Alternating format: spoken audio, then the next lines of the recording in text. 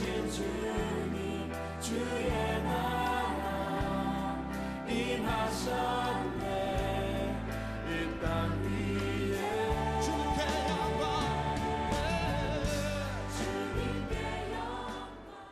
영국을 여행하는 사람들이 빼놓지 않고 방문하게 되는 곳이 바로 런던에 있는 웨스트민스터 사원이라고 합니다. 그 이유는 사원의 웅장함과 그 외벽을 장식하고 있는 화려하고 정교한 장식들 때문이기도 하겠지만, 또 다른 이유는 영국이 자랑하는 세계적인 인물들의 묘비가 사원 안을 가득 채우고 있기 때문입니다. 역대 왕들의 무덤은 물론이고 데이비드 리빙스턴 선교사를 위시해서 게오르크 프레드리 핸델, 윌리엄 셰익스피어, 윌리엄 워드워즈, 찰스 다윈, 아이작 뉴턴 같은, 정말 우리가 그 이름만 들어도 다 알 수 있는 그런 위인들이 거기 묻혀 있습니다. 최근에는 천재 물리학자 스티븐 호킹도 이곳에 묻혔습니다. 그러나 여러분, 우리가 분명히 알아야 할 사실은 이 사원이 세워지게 된 본래의 목적은 이 용도가 아니었다는 것입니다. 이 사원은 성 베드로 성당을 모체로 해서 수도원으로 세워진 곳입니다. 다시 말해서 하나님을 예배하고 성직자들이 말씀을 묵상하며 수도할 수 있도록 세워진 장소였다는 것입니다. 그런데 세월이 흐르면서 황실의 사유지처럼 왕들의 무덤을 거기 만들게 되었고, 그에 더하여 영국이 자랑할 만한 유명인들의 시신까지 안장하면서 국립묘지 성격의 장소가 되고 만 것입니다. 뿐만 아니라 요즘 들어서는 이 사원의 유명세로 인해 왕의 대관식이나 국가적인 행사를 거행하는 장소로, 또 외국의 국빈이 오게 되면 영접하는 그런 장소로 변질되고 말았습니다. 이제 웨스트민스터 사원은 각 나라에서 방문한 여행객들에게는 매력적인 관광지일지 모르나 예배를 통해 하나님의 임재를 체험하고 은혜를 누리는 장소로서의 기능은 현저하게 약화되고 말았습니다. 실제로 웨스트민스터 사원을 방문하고 온 분들이 인터넷에 올린 그 여행 후기를 보면 거의 대부분 성당의 웅장함과 화려함, 그리고 곳곳에 위치해 있는 유명인들의 무덤에 관한 내용들 일색입니다. 그 누구도 이 웨스트민스터 사원에 있는 성 베드로 성당 안에 들어가서 거기에서 내가 하나님의 임재를 체험했다, 마침 들어가니까 미사가 진행되고 있었는데 그 미사의 엄수감 속에서 정말 하나님이 내적으로 나를 채워주시는 것을 내가 경험했다 하는 이런 내용의 글들은 찾아보기가 어렵습니다. 안타까움을 자아내게 하는 현실이 아닐 수 없습니다. 내가 예배를 받으시는 하나님에 대해 경외심을 상실해버렸고, 내가 하나님의 임재에 대해서 갈망하지 못하기 때문에 발생되어지는 일들이라는 것입니다. 성경을 읽어가노라면 예배의 열정을 상실해버린 이스라엘 백성들을 향해서 하나님이 슬퍼하시고 진노하시는 장면들이 여러 곳 나오는 것을 볼 수 있습니다. 이사야 29장 13절입니다. 주께서 이르시되 이 백성이 입으로는 나를 가까이하며 입술로는 나를 공경하나 그들의 마음은 내게서 멀리 떠났나니 그들이 나를 경외함은 사람의 계명으로 가르침을 받았을 뿐이다. 이스라엘 백성들의 입에서 나오는 찬송도 기도도 말씀에 대한 아멘도 그 마음에서 우러나오는 것이 아니라 그저 습관적으로 타성에 젖어서 그렇게 내지르는 소리에 불과하다고 책망하고 계시는 말씀입니다. 이런 이스라엘 백성들에게 하나님께서는 그들 중에서 지혜자의 지혜가 없어지고 명철자의 총명이 가려지리라 말씀하십니다.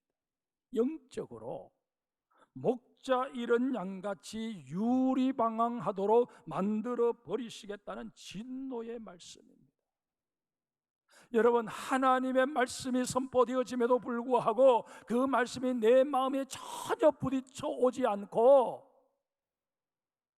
길가에 떨어진 씨앗처럼 다 튕겨져 나가 버린다면, 한쪽 귀로 듣고 한쪽 귀로 흘려버리는 그런 말이 되고 만다면 이보다 안타까운 일이 어디에 있겠습니까? 이스라엘 백성들의 상황이 이러했다는 것입니다. 오늘 본문을 현대인의 성경 번역본으로 제가 다시 한번 읽어드리겠습니다. 우리에게 주시는 하나님의 말씀입니다. 귀담아 경청하시기를 바랍니다. 그러므로 형제 여러분, 내가 하나님의 자비를 생각하며 건합니다. 여러분의 몸을 하나님이 기뻐하시는 거룩한 산 제물로 드리십시오. 이것은 여러분이 드릴 영적 예배입니다. 여러분은 이 세상을 본받지 말고 마음을 새롭게 하여 변화를 받으십시오. 그러면 하나님의 선하시고 기뻐하시고 완전하신 뜻이 무엇인지를 알게 될 것입니다. 여기에 보면 그러므로라는 접속 부사가 제일 먼저 나옵니다.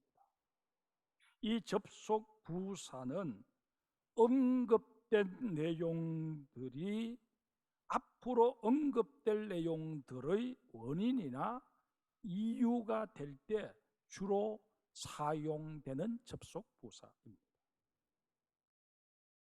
바울은 로마서 11장까지 우리 인간을 구원하시는 하나님의 은혜와 사랑에 대해서 집중적으로 설명을 합니다. 그리고 이어서 12장부터는 이런 하나님의 사랑과 은혜를 받은 자들이 하나님 앞에 어떻게 반응해야 할 것인지 우리의 삶에 대해서 구체적으로 설명하고 있습니다.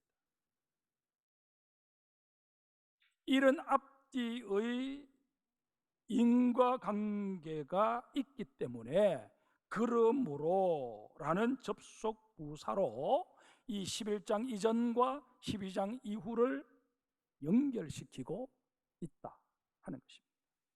자, 그러면 바울은 하나님의 사랑과 은혜를 덧입은 우리가 하나님 앞에 이런저런 반응을 해야 되는데 그 반응들 가운데 최우선적으로 해야 될 반응이 뭐라고 말하고 있느냐 하면 바로 예배라고 말하고 있습니다. 하나님의 은총을 덧입은 자는 그 모든 일에 앞서서 하나님을 예배하는 일에 힘써야 한다, 그렇게 말씀하고 있다는 것입니다. 과거 유대 민족이 안식일을 지킬 때는 일월 하수 목금 그리고 토요일 안식일을 지켰습니다. 마지막 날이었습니다.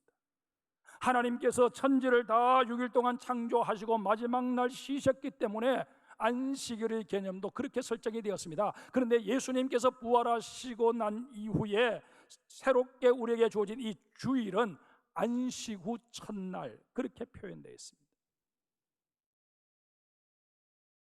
모든 일을 함에 있어서 제일 먼저 하나님을 예배하고 시작하는 것입니다. 그래서 이 주일은 일주일의 첫날입니다. 마지막 날이 아니고 첫날입니다. 간혹 달력들 보면 새로운 패턴으로 만든다고 월, 화, 수, 목, 금, 토, 일 이런 식으로 만들어 놓은 달력이 있는데 그건 잘못 만들어진 것입니다. 무식이 단독 드립을 한 것입니다. 그러니까 여러분, 정말 우리 그리스도인들뿐만 아니라 이 땅을 살고 있는 모든 하나님의 피조물들은 주일을 시작으로 해서 월, 수, 목, 금, 토 그렇게 한 주간을 살아가는 것입니다. 그리고 이 주일에 우리가 가장 비중을 두고 힘써야 할 일이 있다면 바로 그것은 하나님을 예배하는 일입니다. 그러면 예배하되 어떻게 예배해야 하는지 예배자의 자세에 대해서 바울이 어떻게 성령의 도우심을 받아서 우리에게 말씀하고 있는지 보십시다. 본문 1절을 보겠습니다. 그러므로 형제들아, 내가 하나님의 모든 자비하심으로 너희를 권하노니 너희 몸을 하나님이 기뻐하시는 거룩한 산 제물로 드리라. 이는 너희가 드릴 영적 예배니라. 하나님께서 우리를 사랑하신다라고 할 때 그 의미가 무엇일까요? 어떻게 설명하면 여러분 우리를 사랑하시는 이 하나님의 사랑을 우리가 제대로 인지할 수 있을까요? 결혼식에 많이 참여해 보셨을 터인데 결혼식에 신랑 신부가 서약을 하고 주례자가 선포를 합니다. 그때 어떤 선포를 합니까? 창세기 2장 24절의 말씀, 또 마가복음 10장 8절의 말씀을 인용해서 이제 신랑과 신부는 한 몸이 되었다, 그렇게 선포합니다. 사랑의 결정체가 뭐냐? 한 몸이 되는 것입니다. 우리와 하나님과의 관계도 마찬가지입니다. 여러분, 이제 우리에게 남은 문제는 주님과 내가 하나 되었음을 어떻게 제대로 깨달을 수 있을까 하는 것입니다. 감사하게도 주님께서는 오늘 본문 속에 그 답을 다 제시해 주고 계십니다. 우리 한번 보십시다. 1절 뒷부분 제가 다시 한번 읽습니다. 너희 몸을 하나님이 기뻐하시는 거룩한 산제물로 드리라. 이는 너희가 드릴 영적 예배니라. 우리가 하나님께 드려야 할 산제물의 첫 번째 조건이 뭐라고요? 거룩해야 한다라고 말씀하십니다. 어떻게 하면 거룩해질 수 있을까요? 나는 거룩하다, 나는 거룩하다 입버릇처럼 또 자기 체면 걸듯이 계속 그렇게 읊조리고 살면 내가 거룩해질 수 있는 것일까요? 아니면 내 주변에 많은 사람들이 투표를 해서 거기에서 반 이상이 너는 성도답다, 너는 거룩하다 그렇게 평가를 해주면 다수결의 원칙에 따라서 내가 거룩해질 수 있는 것일까요? 결코 그렇지 않습니다.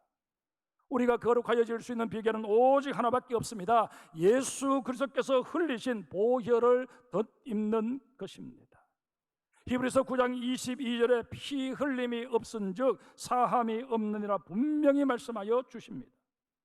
우리가 거룩해질 수 있는 유일한 비결은 십자가에 달려 있어서 흘리신 예수 그리스도의 보혈을 덧입는 것입니다.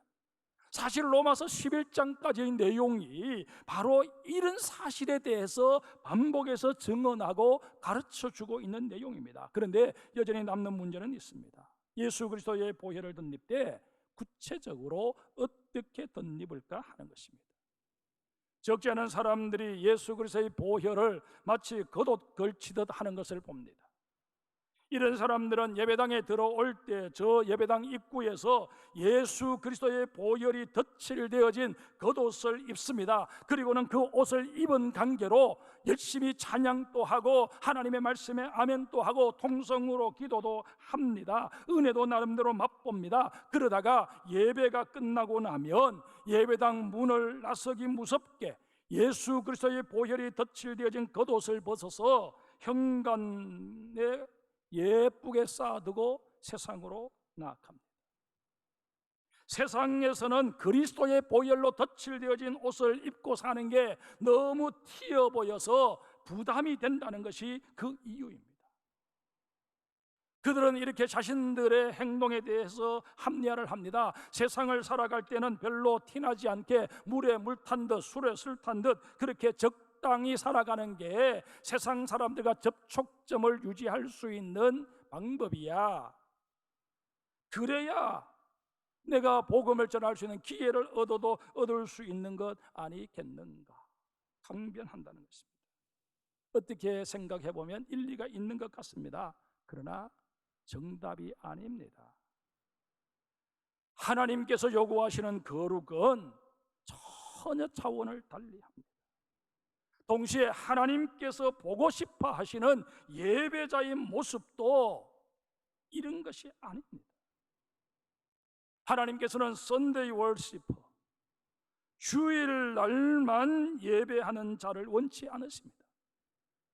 하나님께서는 우리에게 주신 일주일 168시간 가운데 딱 한 시간만 자신을 세상과 분리시키는 일시적인 거룩에는 별로 관심을 두지 않으십니다. 하나님께서는 일주일 168시간 내내 세상과 자신을 구별시키는 진정한 의미의 예배자, 삶을 통해 하나님의 이름을 높이기를 원하는 자를 지금도 찾고 계십니다. 생활과 신앙이 분리되어 버림으로 주일에는 그리스도인의 모습을 취하지만 평일에는 세상적인 방법, 인간적인 술수를 다 동원하며 죄와 어깨동무하고 살다가 다시 또 주일이 되면 주의 전에 올라와서 그리스도의 보혈로 덧입혀진 그 옷, 겉옷을 입고 거룩한 척하는 우리의 모습 더 이상 보고 싶어 하지 않으십니다. 우리를 향하신 하나님의 요구는 아주 분명하십니다. 본문 2절 보십시다. 우리 본문 2절을 같이 읽겠습니다. 너희는 이 세대를 본받지 말고 오직 마음을 새롭게 함으로 변화를 받아 하나님의 선하시고 기뻐하시고 온전하신 뜻이 무엇인지 분별하도록 하라. 이 2절 말씀에는 우리가 유념해서 살펴보아야 할 동사가 세 가지 있습니다. 그 첫 번째가 본받다라는 동사입니다. 이에 해당하는 헬라가 수스케마티 제스테인데 자신을 순응시켜 버리는 것을 의미합니다. 그 권위에 짓눌려서 한마디도 못하는 그런 저자세를 취하는 비굴한 모습을 의미한다는 것입니다. 하나님께서는 바울의 입을 통해 이 세대에 순응하는 삶을 살아서는 아니 된다고 말씀하십니다. 이 세대가 어떤 세대일까요? 자신의 욕심을 채우고자 수단과 방법을 가리지 않는 세대를 말합니다. 눈에 보이는 것에 온통 의미를 부여한 채 거치장에만 정신없이 모든 것을 투자하는 그런 세대를 말합니다. 물질적인 것, 현세적인 것, 거기에 관심을 가지느라 영적인 것, 본질적인 것에 대해서는 아예 관심을 갖지 못하거나 놓쳐버리는 세대를 말합니다. 여러분, 이 세상에 수많은 사람들이 다 그렇게 살아가더라도, 그래서 그들의 입에서 이것이 대세라고 그렇게 말한다 할지라도 우리 그리스도인들은 세상 풍조를 거스르며 오늘도 하나님 제일주의로, 예수 제일주의로 그렇게 살아갈 수 없겠느냐고 주님 말씀하십니다. 이 주님의 요구에 정말 뜨거운 심장을 가지고 주여, 그 누구를 보는 것이 아니라 나는 그렇게 살고 싶습니다, 나를 도와 주시옵소서 고백하는 우리 장성의 모든 성도들 되셔야 할 것입니다. 두 번째는 변화되다라는 동사입니다. 이에 해당하는 헬라가 메타몰프스테인데 그저 겉모습만 적당히 바뀌는 것이 아니라 본질적인 변화를 의미합니다. 거기에 새롭게 하라는 구절이 덧붙여지므로 본질적인 쇄신을 강조하고 있습니다. 근데 여러분, 마음도 두 종류가 있습니다. 감정의 기복에 따라 아침 저녁으로 바뀌는 마음이 있습니다. 이걸 영어로 heart라고 얘기합니다. 우리가 연인을 사랑할 때 그 표현을 할 때 사랑 마크를 하잖아요. 그건 heart입니다. 언제는 미칠 듯이 사랑하는 사람이 어느 날 갑자기 평생 왼수가 되어 있는 경우가 얼마나 많은지 모릅니다. 이게 하트입니다. 그런가 하면 또 하나의 마음은 마인드입니다. 변하기가 쉽지 않습니다. 그러나 일단 한번 변하면 지속성을 가집니다. 하나님께서는 우리에게 이 마인드, 마음의 토양 자체를 바꿀 수 없겠느냐고 말씀하십니다. 이리저리 상황에 따라서 변하는 마음이 아니라 주님을 향한 일편단심, 우리의 마인드가 온전히 구축되어지는, 정말 무릇 지킬 만한 것보다 너희 마음을 지켜라 라고 할 때 이 마인드를 여러분 지켜낼 수 있는 하나님의 사람들 되시기를 축복합니다. 세 번째는 분별하라는 동사입니다. 헬라어로는 도키마세인이라고 하는데, 이 단어는 이것이 정말 옳은지 주변의 것들 이것저것들과 비교해서 검증하고 시험하고 분석 평가한 후에 판단을 내리는 아주 사려 깊은 결정이나 선택을 의미합니다. 하나님의 뜻을 분별하되 그 기준은 언제나 하나님께 맞추어져 있어야 합니다. 하나님께서 보시기에 선해야 하고 하나님의 기쁨이 될 수 있어야 하고 하나님의 마음에 온전해야 합니다. 내가 임의로 판단해서 이만하면 정의롭지, 이만하면 저 사람들보다야 내가 선하지 하는 식으로 자자천해서는 아니 됩니다. 사람을 보면서 내가 좀 잘못을 하기는 했지만은 저 사람만큼 나는 악하지 않으니까 사과할 필요 없다, 그런 식의 태도를 취하는 것, 이건 정말 우리가 경계해야 될 태도입니다. 상대적 의의를 내세워서 이게 하나님의 뜻이다 이런 식으로 말하는 우를 보면서도 결코 아니 됩니다. 하나님의 뜻은 내가 분별하는 것이 아니라 하나님께서 친히 분별하십니다. 그러기에 우리는 하나님의 뜻을 보다 제대로 알기 위해 부단히 말씀을 부여잡아야 합니다. 우리가 연초만 되면 성경 통독 운동을 벌이는 이유가 어디에 있습니까? 여러분들 귀찮게 하기 위해서 제가 여러분들에게 성경 읽으라고 말씀드리는 것입니까? 아니지 않습니까? 우리가 일상생활 속에서 늘 말씀을 가까이 할 때 그 말씀 속에서 하나님의 뜻을 발견할 가능성이 높기 때문에 하나님의 말씀을 읽자고 여러분들에게 권면하는 것입니다. 또한 끊임없이 영적인 감성을 개발하고 예민하게 유지하기를 힘써야 합니다. 여러분, 잘 갈아놓은 칼도 몇 번 사용하면 무디어집니다. 다시 갈아야 합니다. 우리의 영성도 아무리 어떤 계기를 통해서 풍성하게 채워졌다고 할지라도 세월이 흐르면 다시 둔감해질 수밖에 없습니다. 그러기에 우리의 영성을 끊임없이 깨워야 합니다. 정말 하나님이 원하시는 모습으로 예민하게 우리의 영성을 가꾸어서 하나님이 나의 꿈속에서 세미하게 말씀하여 주신다 할지라도 그 뜻을 캐치해낼 수 있는 그런 우리가 되어야 한다는 것입니다. 일상생활 속에서 세상 풍조에 휩쓸리지 않고 하나님의 본심을 쇄신하고자 노력할 뿐만 아니라 하나님 편에서 그 뜻을 헤아리고자 애쓰고 힘쓸 때 하나님께서는 그런 우리에게 너는 나와 한 몸이다 말씀하여 주시고 우리가 드리는 예배를 하나님이 기쁨으로 받아 주실 줄 믿습니다. 하나님을 예배하기 위하여 이 예배당을 올라올 때, 계단을 올라오시든 엘리베이터를 타고 올라오시든, 오늘 이 예배를 통하여 내 인생의 운명을 바꾸리라, 하나님을 만남으로 내 인생의 운명을 바꾸리라 결심하시는 하나님의 예배자들 되시기를 주의 이름으로 축복합니다. 그러면 이 예배에 어찌 하나님이 은혜를 붓지 않겠습니까? 그런 예배자의 심령을 주의 성령님 어찌 터치하여 주시지 않으시겠습니까?